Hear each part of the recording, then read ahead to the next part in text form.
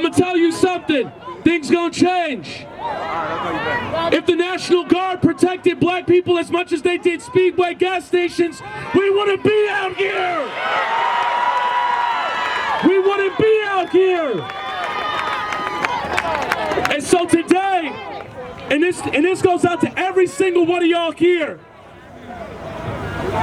If we didn't show up to 63rd and Catherine and start some hell, Kim Potter would have had her job.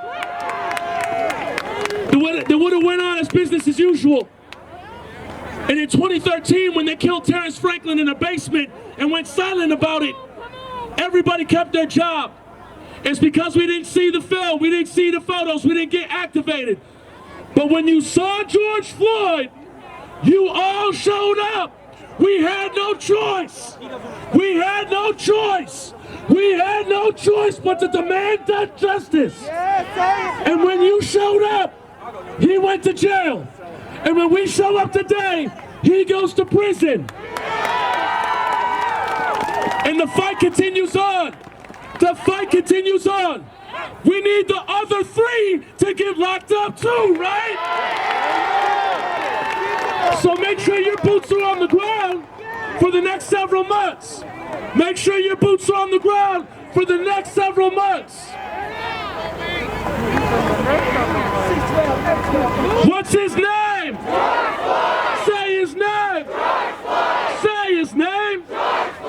Say his name. Say his name. Say his name. Say his name. Say his name. And for the National Guard standing up there right now, and the police over there, let me tell you something. Job cuts are coming. A new budget is gonna come in. Y'all better start looking for some service industry jobs because y'all gonna be out of it pretty soon. Y'all better get on the job search. Get on the job search. Get on the job search. When these restaurants open up, be plenty of places for y'all to work. Be plenty of places for y'all to work. And I love y'all. I love y'all service industry, but yeah. Get ready for the budget cuts because they coming. And for the National Guard, these 18 and 19-year-old boys out here that don't know what they're doing, that culture's gonna change. You don't get to turn this into a police state. You don't get to turn Brooklyn Center into a fucking sundown town, snatching up black women at night from their children and throwing them in jail. We were announcing that the military was coming in last Friday and folks were like, whoa, why all the scare tactics? And the next day they were like, I'm sorry, I forgot. I heard about the 100 people that got arrested that day. They turned this state into a police state. And we're gonna change it back. We're gonna turn it back. And like I said, the reason he's in there is because we showed up. And the reason this is gonna change is because you continue to show up. Don't let anybody tell you that showing up doesn't get change. Because it got it today. All power to the people. All right, so just to let everyone know, we have a press conference going on over there, and it has Courtney Rose, Tashira, and the rest of our coalition.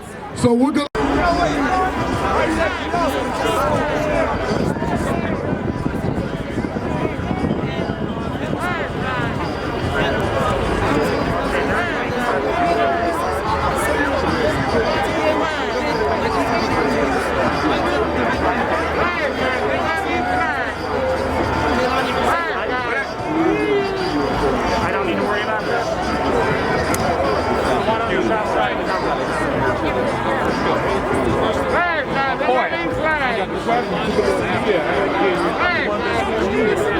You got my grip on today. I'm in your stuff today. What they do? First thing,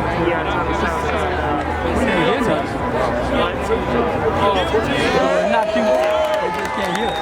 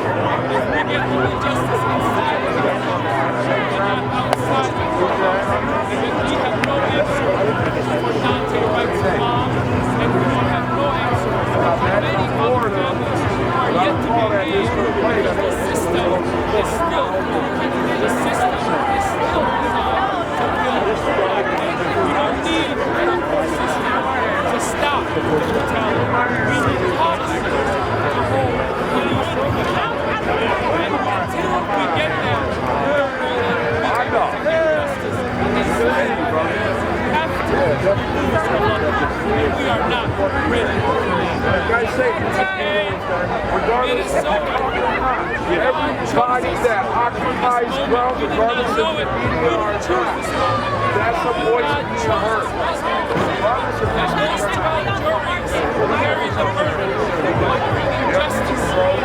Many of us are uneasy about today.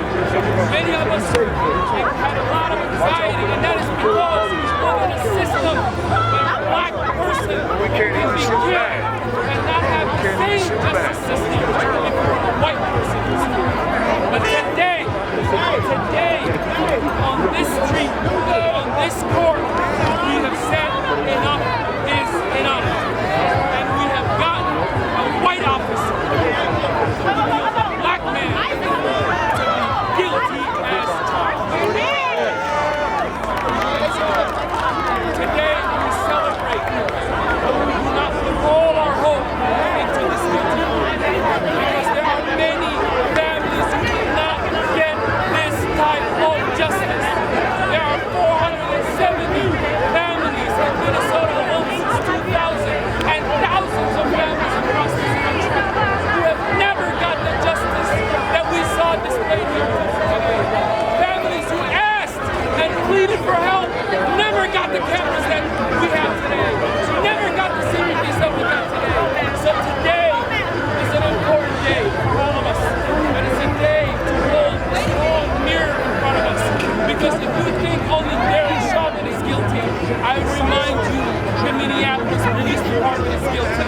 The city of Minneapolis is guilty. The state of Minnesota is guilty. And this country is guilty. And that we say since the killing of George Floyd on 38th in Chicago. The world moved.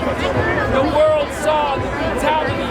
And they saw it at the comfort of their home in a time we could not move because of pandemic. I believe that we needed that moment. We needed that moment. We needed less distractions to see the brutality that we have allowed our tax dollars to create. Our tax dollars to kill everybody. Today, on this day, we are moving forward. And I want to say this personally today. The thought that came into my mind when I heard guilty, and guilty was George Floyd on his last day, on his last hours, standing inside Pump Foods, dancing. And today, many people who are not born yet are dancing because we got a glimpse of justice. A glimpse of justice. But we have not got full justice until all of these families get justice. We don't have justice until we get the type of economic justice in this country. We don't have justice until we get educational justice for people of color in this country. But today, we are moving forward. And Minnesotans, God chose us. Let's carry on this burden. Let's shine a little bit of a light, a North Star light for the rest of this country. That we shine a light of justice for this country. And we let this guilty verdict flow on the Mississippi River all the way down to Delta to allow this country to taste what it's like for a little bit of victory. A little bit of victory. And with that I say, we thank God Almighty. We thank God Almighty. We thank God Almighty. But guess what? We are not done. You think we're going home? We're not going home. 3 more officers have killed George Floyd. We need justice for them. And Dante Wright was killed in the middle of this trial to show us that the justice system in this country and accountability has yet to be had.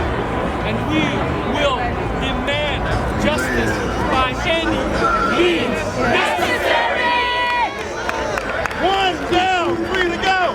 One down, 3 to go. One down, 3 to go. One down, 3 to go. One down, 3 to go.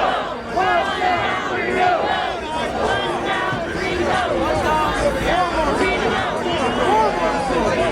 And next, I'd like to go ahead.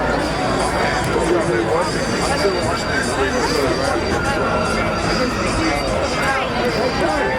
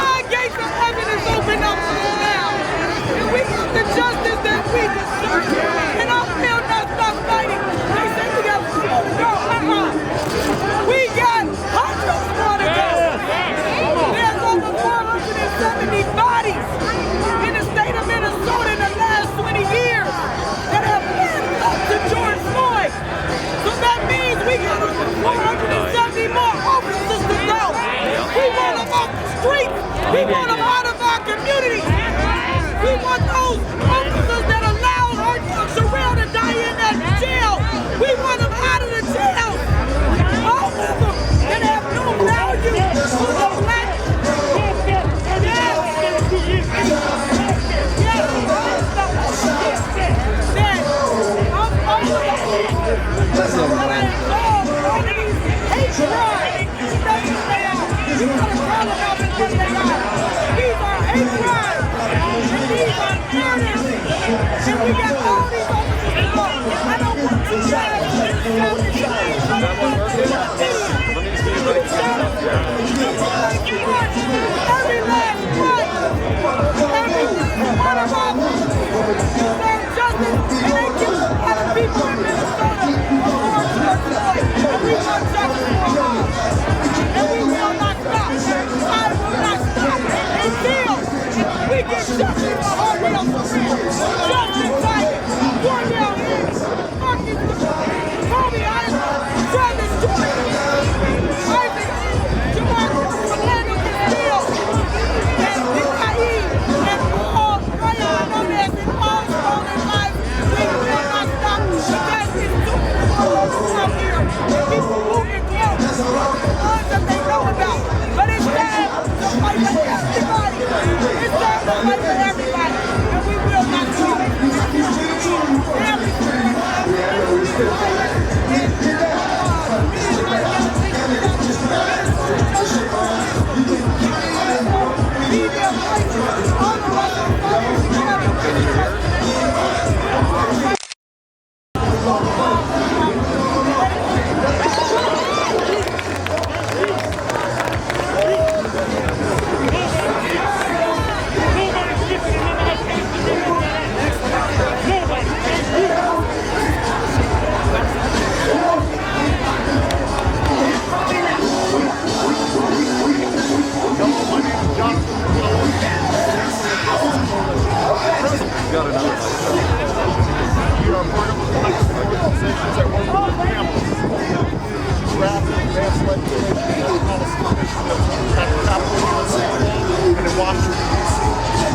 It has been a long road to get to this very moment, a moment that is long overdue for not just our community, but for the world. We must not forget how we got here. Boots on the ground, blood, sweat, and tears, many tears, seeking justice, which has been elusive for communities of color for some time. Let's not forget that this has been a road we have been marching on, fighting on, and dying on for generations. Unfortunately, it is a road we still must travel. We are in the state that has failed to pass reform that would have made an officer lose their job if they were affiliated with a white supremacist organization. We are the state that has communities of color looking like a third world country with the militarization and armament. We are the state that fails to correct the wrongs of the past and the deep wounds it has inflicted on communities of color time and time again. I question if we would have had this verdict had the people not hit the ground demanding justice. If there wasn't this outpouring of grief from the world, if the brave young girl had not recorded that viral video of George Floyd, I asked myself, is this what it takes to get justice for a person of color? Is this really justice? Sure, we have a guilty verdict. Sure, we have a settlement. But will things actually change? Absent any substantive change in policy, has anything really changed? How long before we're back here fighting for justice for another victim of police violence? We are in a state of affairs in our quest to obtain justice and equality, with Minnesota being ground zero of the match that has sparked this outpouring of consciousness for our shared community. We are still here waiting to cash that check that has fallen on a bankrupt system of expedient politicians and administrators and tolerant allies of the same in opposition to progress for a more perfect union. This is where the fight is today, in this moment. The same elected officials who showed up to George Floyd's funeral are some of the biggest roadblocks to progress with legislation today. While other states have taken the leap and believe in their communities in progress, Minnesota is still beholden to the past. While we have concluded this nightmare in our quest for justice for George Floyd, a new nightmare has begun. A new quest has begun. As George Floyd's daughter put it, her daddy changed the world by showing the reality communities of color face Floyd changed the world by awakening the conscience and the people challenging their very sense of value and moral compass. George Floyd changed the world by showing a black man is a human being. We already knew this, but now you too. During the funeral of George Floyd, I had the privilege to spend the day with Marmillion King III, the son of the late Dr. King Jr. and his family. Martin Luther King Jr. is a civil rights icon who freely gave his life to teach the world that dreaming was possible. And in that moment, and in our conversation, it was made clear that we cannot stop. We must keep pressing ahead. There's no going back. And the future is forward. We must continue to carry this fight to the legislators around the country. We must change. We must dismantle the systems that allow and have allowed the Derek Chauvins to thrive. We must evolve as a people and as a society. Our greatest failure will be to do nothing knowing what we know. I've heard you all.